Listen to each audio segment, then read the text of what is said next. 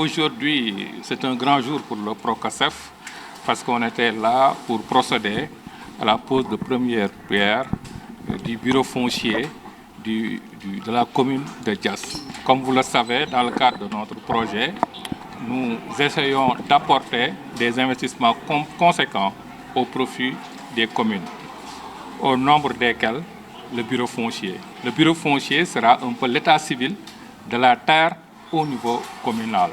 Ce sera un bureau construit avec un espace pour accueillir le public, pour déposer leurs demandes, avec une salle d'archivage, un local technique qui va abriter ultérieurement le système d'information foncière qu'on va installer dans la commune.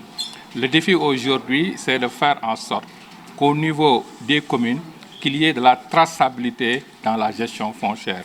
De la demande, la procédure, jusqu'à sa finalisation, que tout soit retracé dans un système d'information.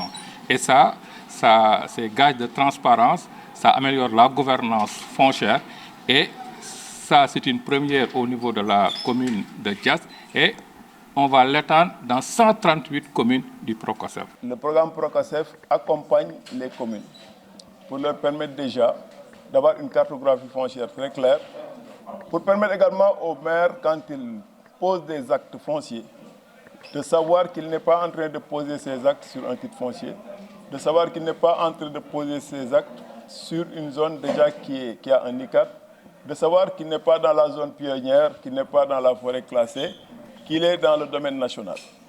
Il est dans le domaine national, mais les actes qu'il pose doivent également anticiper pour permettre aux détenteurs de cet acte-là de pouvoir user de tous les droits liés à cet acte.